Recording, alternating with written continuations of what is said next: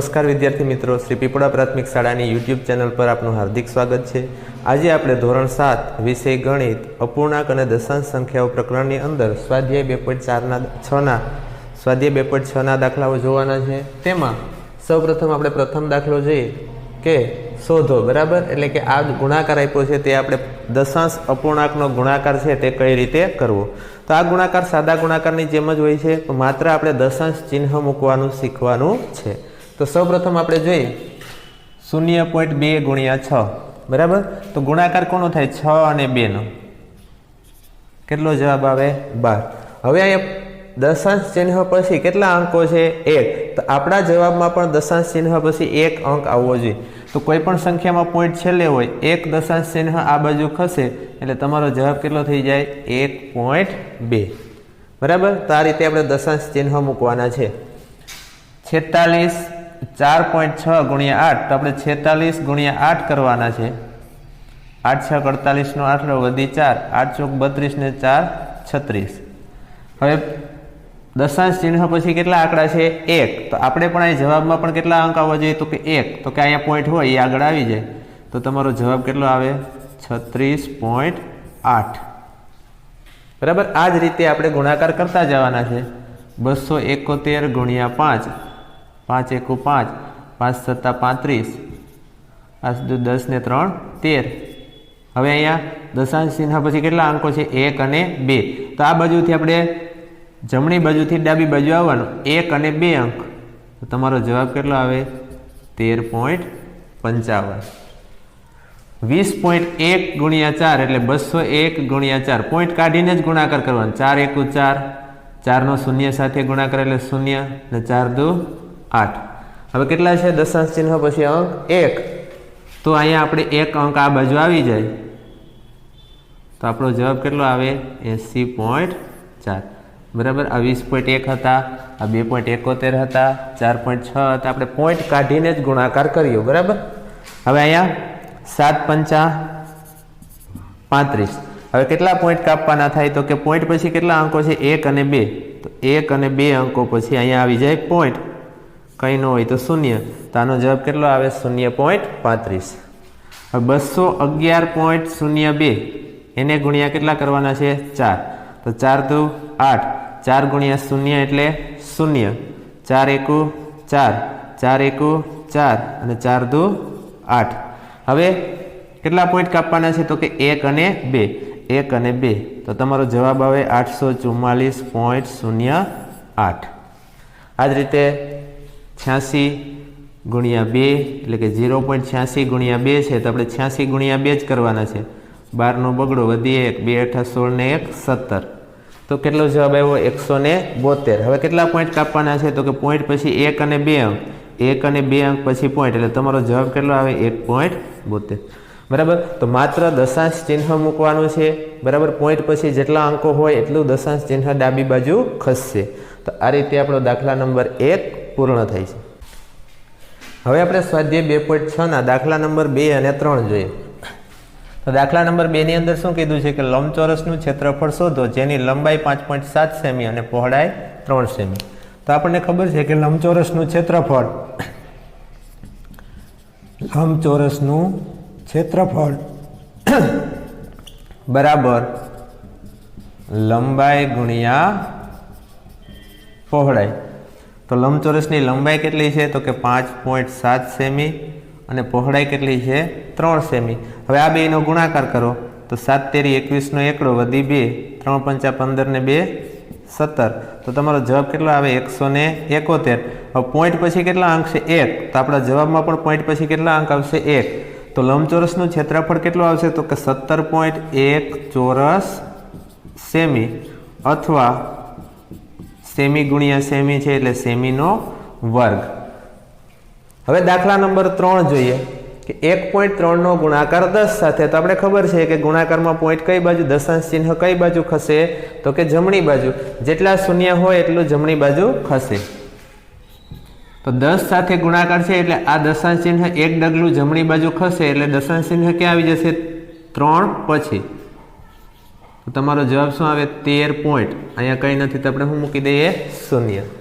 એ જ રીતે અહીંયા દશાંશ ચિહ્ન છે એક ડગલું જમણી બાજુ ખસે તો એ દશાંશ ચિહ્ન ક્યાં આવી જશે તો કે 8 પછી આગળના બે અંકો એમને એમ રહે, દશાંશ ચિહ્ન પછીનું જ આપણે જોવાનું છે. આનો પણ 10 સાથે ગુણાકાર એટલે પહેલા તો 153 એમને એમ રહેશે. 0.7 ગુણ્યા 10 દશાંશ ચિહ્ન જમણી બાજુ ખસે એટલે 7 આગળ આવી જાય ને પછી 0. એક ડગલું ખસે એટલે પોઈન્ટ ક્યાં આવી જશે 0 પછી તો 1680.7. અહીંયા કેટલા ડગલા ખસવાના છે 2. તો પેલા તો 31 લખી નાખો, પછી આ એકડો લખો એટલે કેટલા દશાંશ ચિહ્ન ખસ્યા 1. આપણે કેટલા ખસવાના છે તો કે 2 શૂન્ય છે એટલે 2.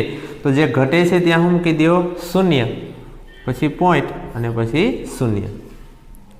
એ જ રીતે અહીંયા 156 લખી નાખો. કેટલા દશાંશ ચિહ્ન ખસવાના છે 2. પણ આપણે અહીંયા એક જ છે તો આ એક દશાંશ ચિહ્ન ખસ્યા, હજી ઘટે છે તો હું મૂકી દેવાનું 0, પછી પોઈન્ટ કરીને 0. પછી 3.62 ગુણ્યા 100 એટલે 3 લખી નાખો. કેટલા દશાંશ ચિહ્ન 1 અને 2 તો શું આવી જશે 62. અહીંયા પણ એ જ રીતે 43 દશાંશ ચિહ્ન 1 અને 2 ડગલા ખસે એટલે 7 પછી દશાંશ ચિહ્ન આવશે, દશાંશ ચિહ્ન મૂકી અને 0. અહીંયા પણ એમ જ 0 છે તો આગળ 0 લખવાની જરૂર નથી. દશાંશ ચિહ્ન એક ડગલું ખસે એટલે શું આવી જાય 5.0. નીતરા 0 લખવો હોય તો આમ થાય 0.5.0. પણ આગળના 0નું કોઈ મહત્વ હોય નહીં. 10 એક દશાંશ ચિહ્ન જમણી બાજુ એટલે 0.8. અહીંયા જોઈએ તો 0.03 ગુણ્યા 1000 એટલે કેટલા દશાંશ ચિહ્ન ખસવાનું છે 1, 2 અને 3. તો આ 1, આ 2 અને આ 3, પછી પોઈન્ટ કંઈ નથી તો 0. તો 0.30 એટલે આને કહેવાય 30 ખાલી, બરાબર. કેમ કે આ પોઈન્ટનું પણ કોઈ મહત્વ નથી અને 30 પહેલાં 0 આપ્યો એનું પણ કોઈ મહત્વ નથી.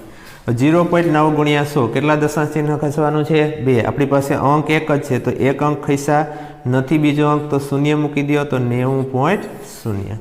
તો આ રીતે ગુણાકારમાં દશાંશ ચિહ્ન કઈ બાજુ ખસે જમણી બાજુ ખસે. તો આ નિયમનો અહીંયા ત્રીજા દાખલામાં ઉપયોગ થાય છે. હવે આપણે સ્વાધ્યાય 2.6 દાખલા નંબર 4 અને 5 જોઈએ. તો દાખલા નંબર 4માં શું કીધું છે કે એક મોટરસાયકલ 1 લીટર પેટ્રોલમાં 55.3 કિલોમીટર અંતર કાપે છે તો તે 10 લીટર પેટ્રોલમાં કેટલું અંતર કાપશે. એટલે કે 1 લીટર પેટ્રોલ હોય ત્યારે કેટલું અંતર કાપે છે તો કે 55.3 કિલોમીટર. તો કેટલા લીટર પેટ્રોલમાં તો કે 10 લીટર પેટ્રોલ હોય તો કેટલું અંતર કાપે તો આ 10 અને 55.3 નો શું થશે ગુણાકાર. તો આપણે 55.3 ગુણ્યા 10 એટલે દશાંશ ચિહ્ન કઈ બાજુ ખસે જમણી બાજુ. કેટલા ડગલા તો કે 1. તો કેટલા થઈ જાય 553 કિલોમીટર. તો મોટરસાયકલ કેટલું અંતર કાપશે 553 કિલોમીટર. હવે આપણે દાખલા નંબર 5માં જોઈએ કે 2.5 ગુણ્યા 0.3. તો મેં તમને કીધું એમ પોઈન્ટ કાઢીને જ ગુણાકાર કરવાનો. તો અહીં 25 ગુણ્યા 3 એટલે કેટલા થાય 75. હવે આમાં બે દશાંશ ચિહ્ન છે તો આપણે દશાંશ ચિહ્ન પોઈન્ટ કઈ રીતે મૂકવો તો કે પોઈન્ટ પછીના અંકો ગણો. તો કે અહીંયા 1 અને અહીંયા 1 એટલે કુલ અંક કેટલા થયા 2. એટલે આપણે કેટલા દશાંશ ચિહ્ન ડાબી બાજુ ખસવાનું થશે તો કે 2. તો અહીંયા પોઈન્ટ હોય 1 અને 2 દશાંશ ચિહ્ન એટલે 7 ની આગળ પોઈન્ટ આવી જાય તો તમારો જવાબ શું થાય 0.75. એવી જ રીતના અહીંયા 517 ગુણ્યા 1 એટલે 517. બરાબર. પોઈન્ટ કાઢીને જ વાત કરવાની. હવે કેટલા દશાંશ ચિહ્ન ખસવાનું છે 1 અને 2. તો 1 અને 2 તો તમારો જવાબ શું આવશે 5.17. હવે અહીંયા 3168 એને ગુણ્યા કેટલા કરવાના તો કે 0.2 એટલે 2. 12 ને 1 13 નો ત્રકડો વધી 1 2 1 2 ને 1 3 અને 3 2 6. તો 6336. કેટલા દશાંશ ચિહ્ન ખસવાનું છે તો કે અહીંયા એક અંક અને અહીંયા એક એટલે કુલ અંક કેટલા 2. તો 1 અને 2 તો તમારો જવાબ 63.36. એવી જ રીતના અહીંયા જોઈએ 13 અને 31. તો 31 ગુણ્યા 13 31 ના 31 3 1 3 અને 3 તેરી 9. આ બેનો સરવાળો કરીએ તો 9 ને 1 10 ની 0 વધી 1 તો કેટલો જવાબ આવ્યો 403. હવે કેટલા પોઈન્ટ 1 અને 2, 1 અને 2, તો 4.03. હવે અહીંયા 0.5 ગુણ્યા 0.05, તો આ 5 અંકોનો ગુણાકાર કરો તો 5 ગુણ્યા 5 એટલે 25. હવે કેટલા દશાંશ ચિહ્ન ખસવાનું છે? તો કે અહીંયા 1 અંક અને અહીંયા 2 અંક, એટલે કુલ અંક કેટલા ખસવાના છે? 3.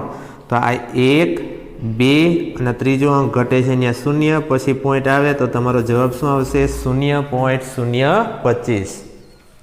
હવે 11.2 ગુણ્યા 0.15, એટલે આપણે 112 ને કેટલા વડે ગુણીએ? 15 વડે. તો 112, 10 ની 0, વધી 1, 5 એકુ 5 ને 1, 6, 5 એકુ 5. તો તમારો જવાબ 8, 6, 1600 ને કેટલા આવ્યો? 80. બરાબર. હવે આમાં દશાંશ ચિહ્ન કેટલા ખસવાના છે? તો કે અહીંયા 1 અંક અને અહીંયા કેટલા અંક? 2. તો કે 1, 2 અને 3 અંક, તો તમારો જવાબ કેટલો આવશે? 1.680. એવી જ રીતના 107 ગુણ્યા 2 કેટલા આવ્યા? 214. કેટલા દશાંશ ચિહ્ન ખસવાનું છે? 214 આવ્યા. તો 1 અને 2, 1 અને 2 એટલે 2 ને 2 કેટલા દશાંશ ચિહ્ન? 4. તો આ 1, 2, 3 અને અહીંયા 4 પોઈન્ટ મૂકી દો, આગળ કંઈ નથી તો 0, તો તમારો જવાબ આવશે 0.0214. હવે આનો ગુણાકાર કોની હારે? તો કે 1005 નો ગુણાકાર 105 ની સાથે, તો 2 શૂન્ય મૂકી દો, 1 નો વારો, 5, 1 ગુણ્યા 0, 0, 0 અને 1. આ 0 સાથે ગુણાકાર કરો તો 0, એટલે ડાયરેક્ટ આપણે 5 સાથે ગુણાકાર કરીએ. 5 ગુણ્યા 5 25, 5 ગુણ્યા 0, 0, 5 ગુણ્યા 1 એટલે 5. આ બે જગ્યાએ 0 મૂકી દો. 5, 2, 5, 5, 0, 1. હવે કેટલા દશાંશ ચિહ્ન ખસવાનું છે? તો કે 1, 2, 1, 2 એટલે 2 ને 2, 4. તો 1, 2, 3 અને 4. તો તમારો જવાબ કેટલો આવશે? 10.5525. તો આ રીતે આપણે પોઈન્ટ પછીના અંકો ગણી અને દશાંશ ચિહ્ન મૂકવાનું. હવે અહીંયા 101.01 ગુણ્યા 0.01 એટલે ગુણાકાર કોની સાથે? 1 સાથે. હવે આમાંથી પોઈન્ટ કાઢી નાખીએ અને 1 સાથે ગુણાકાર કરીએ તો કેટલો થાય? 10,101. હવે કેટલા દશાંશ ચિહ્ન ખસવાનું છે? 1, 2, 3 અને 4. 1, 2, 3 અને 4. તો 1.0101. તો આ રીતે આપણું સ્વાધ્યાય 2.6 અહીં પૂર્ણ થઈ. શીખવાનું ખાસ એ છે કે દશાંશ ચિહ્ન પછી જેટલા અંકો હોય એટલો પોઈન્ટ દશાંશ ચિહ્ન છે એ ડાબી બાજુ ખસે.